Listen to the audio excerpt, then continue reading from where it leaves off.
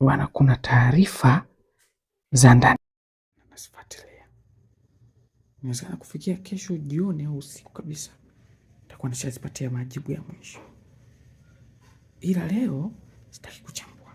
Natamani tu tujiulize kitu hivi, ni kwamba Yanga ni matapeli sana kwa wachezaji, ndio maana wanakosana sana na mawakala, kwamba wanawalaghai sana wachezaji, au Yanga ni weledi sana alafu maagenti wa wachezaji wana uswahili mwingi, ama wachezaji wenyewe wana njaa sana, kwa wakishawishiwa kidogo na hela wanashindwa kuzingatia baadhi ya mambo yao ya msingi, au Yanga wana uswahili na uhuni mwingi, ama nini kinawezekana kawa ni jibu sahihi?